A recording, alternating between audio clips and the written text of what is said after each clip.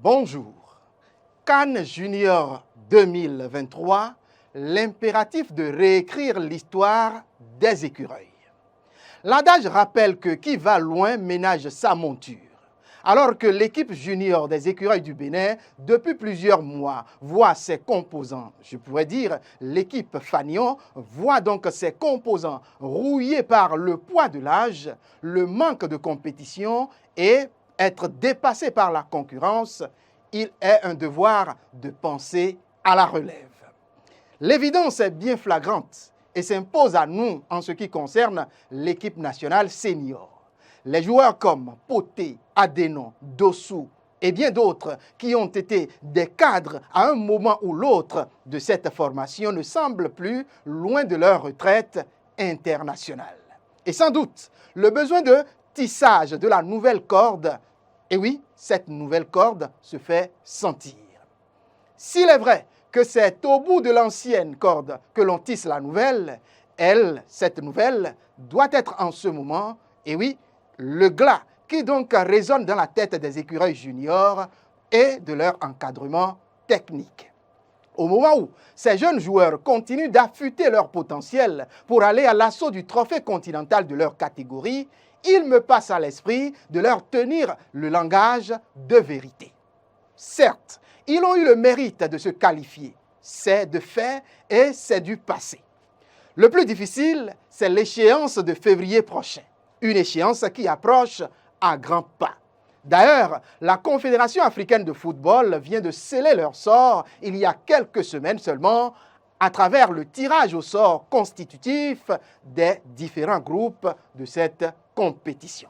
Et comme verdict, les nôtres de Béninois sont classés dans le groupe C et ils évolueront du côté d'Alexandria Stadium pour ce qui concerne les matchs de poule.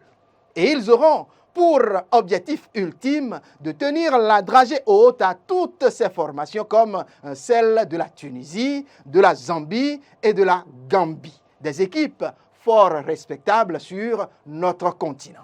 Si la Tunisie reste la team dont le nom saute éloquemment à première vue à la tête du groupe, les autres concurrents ne semblent pas du reste en termes de l'évolution de football de jeunes sur le continent africain.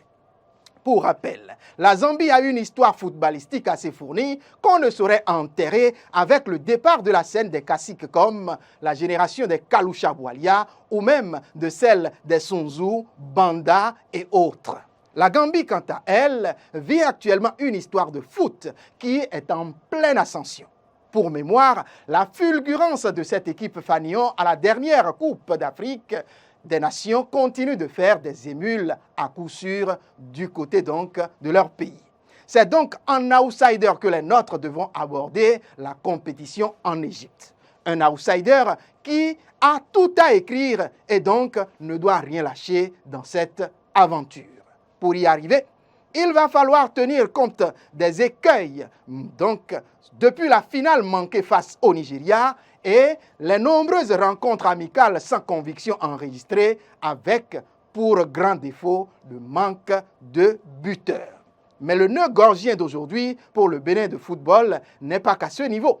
Il faut réécrire l'histoire du football en lui donnant de jeunes joueurs capables de remplacer les nombreux partants de l'équipe Fanion. Et à la place de ces jeunes joueurs, si j'y étais, j'aurais rêvé grand. J'aurais non seulement rêvé, mais je me serais donné les moyens au travers du travail acharné pour mériter la place au sommet de la gloire du plus haut niveau de la tunique nationale. C'est l'une des premières ambitions que les poulains de Mathias Deguenon doivent commencer par couver. Si en Europe, des joueurs comme Vinicius, Rodrigo, Ansu Fati, pour ne citer que ceux-là, sont surclassés pour jouer avec des joueurs de la catégorie première de leur pays, c'est bien possible en Afrique et au Bénin. Rappelez-vous seulement de Sondé au lycée quand il marquait son premier but à travers une frappe sponsieuse, donc en Coupe d'Afrique des Nations, avec la tunique du Nigeria au dos. La seule mission en la matière reste le travail. L'impératif, réécrire donc l'histoire des écureuils, s'offre à vous.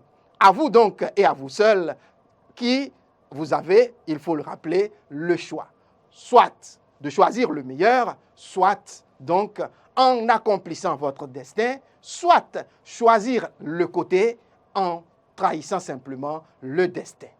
Vous le savez, c'est maintenant devant vous. Faites comme vous voulez. Merci et au revoir.